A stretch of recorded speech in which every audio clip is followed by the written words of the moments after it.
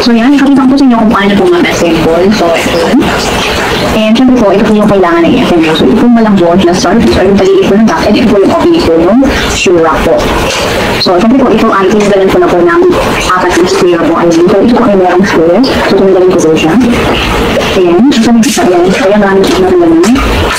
So, yung apat po yun, and kailangan ko po yung insert. Ito po ay insert po ay yung dalawang bilid. Ayan. Tapos yung dalawang bilid, ito naman po yung apat, dalawang bilid. Tapos po, apat po nun. So, naman po yung parang, ayan, parang ears, ayan, nalipati parang smiling. So, ito parang po na kanyang dalawang ilalim, and tapos. So, ayun, tapos ito naman po sa side. Rin po, so, bago naman po yung insert ko naman. Ano po sila? Okay, insert ko naman po.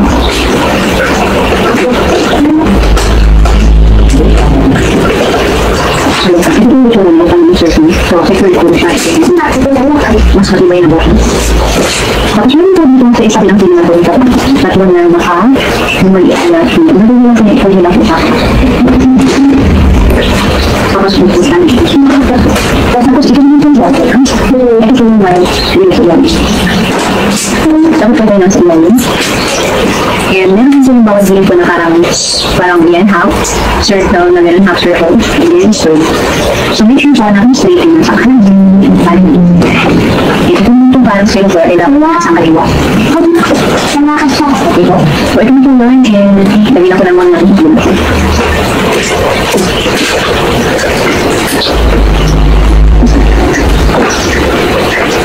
so, kung hindi po naman lang po sa pag hindi po naman ito po meron so, okay na po ito parang madali po insert po yung mga colors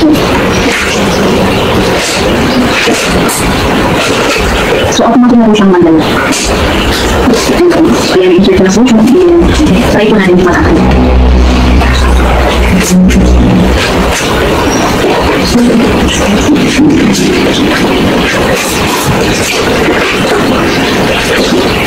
so, ayan, okay naman po siya.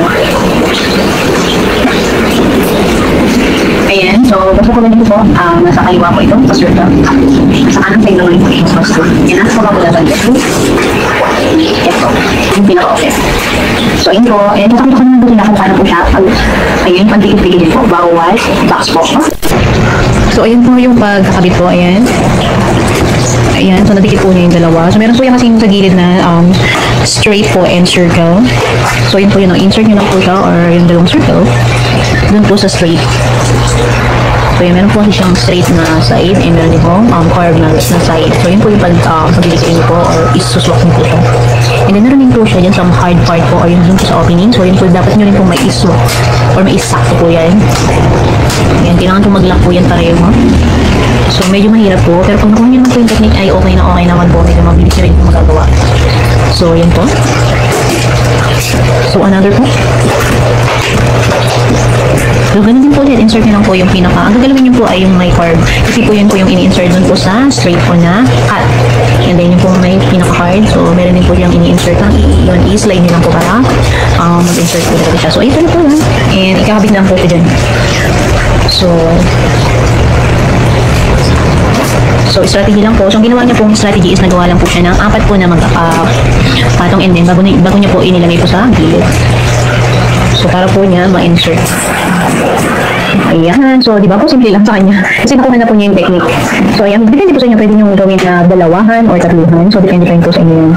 So, ang ginawa po niya is tatluhan or 4 by 3 o 4 by 3. So, kung gusto nyo naman pong mataas, so pwede nyo pong gawin na, dalawahan yung po siya. Ito po kasi tatluhan mo siya. So, depende po sa inyo kung ano gusto nyo or kung gano'ng kataas ang gusto nyo. So, medyo mababa lang po siya kasi ginawa niya pong tatluhan. So, kung gusto nyo naman po niya mataas, so gawin nyo lang pong dalawahan or kung gusto nyo pong straight, pwede isahan na lang po siya.